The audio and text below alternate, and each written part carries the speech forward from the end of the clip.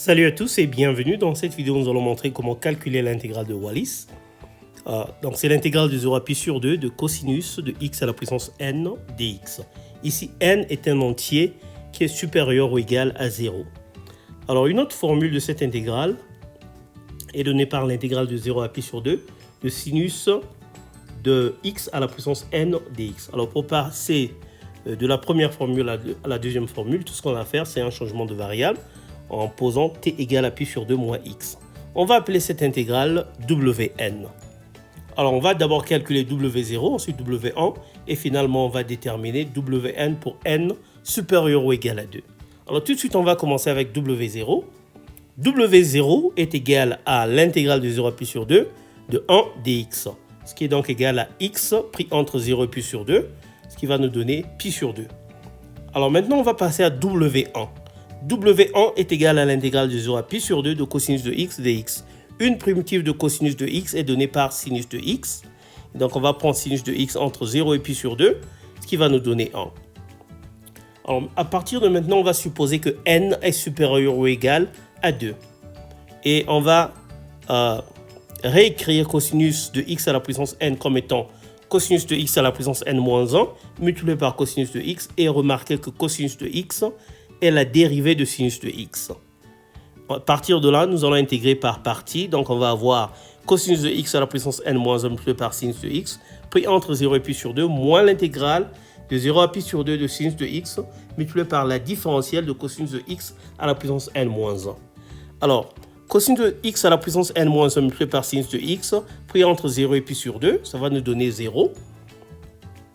La différentielle de cosinus de x à la puissance n-1 est égale à moins facteur de n-1 multiplié par cosinus de x à la puissance n-2 multiplié par sinus de x dx. Alors si nous mettons cela, on va donc avoir que Wn est égal à moins n-1 intégrale de 0 à pi sur 2 de moins cosinus de x à la puissance n-2 multiplié par sinus carré de x dx. Et à partir de là, nous allons remplacer sinus carré de x par 1 moins cosinus carré de x. Voilà, et maintenant nous allons développer notre intégrande pour avoir l'intégrale de donc n-1 intégrale de 0 à pi sur 2 de cosinus de x à la puissance n-2 moins cosinus de x à la puissance n dx. Et cela va donc nous permettre d'obtenir que Wn est égal à n-1 facteur de Wn-2 moins Wn. Alors, à partir de là, on peut résoudre cette équation par rapport à Wn pour avoir que Wn est égal à n-1 sur n multiplié par Wn-2. Alors, nous allons distinguer deux cas différents. Le cas où n est pair et le cas où n est impair. Donc, on va poser que Un est égal à W2n et Vn est égal à W2n plus 1.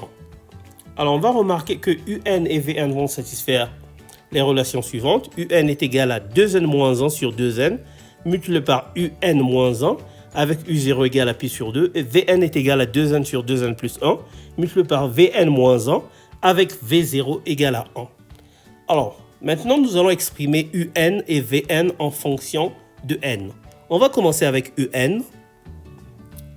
Alors, par récurrence, à partir de la relation que nous avons, par récurrence, on va obtenir que Un est égal à pi sur 2 multiplié par le quotient que nous avons là. Alors, dans ce quotient, nous avons au numérateur le produit de tous les nombres impairs depuis 1 jusqu'à 2n-1. Et au dénominateur, nous avons le produit de nombres pairs depuis 2 jusqu'à 2n. Alors, on va multiplier et diviser la fraction par le dénominateur qui est en fait le produit des nombres pairs depuis 2 jusqu'à 2n. Voilà, ce qui va donc nous donner le carré au dénominateur. Et au numérateur, on va avoir un factoriel. Donc, on va avoir le factoriel de 2n. Donc, on va avoir que Un est égal à 2n factoriel divisé par 2 à la puissance 2n, facteur de n factoriel au carré. Et le tout multiplié par pi sur 2.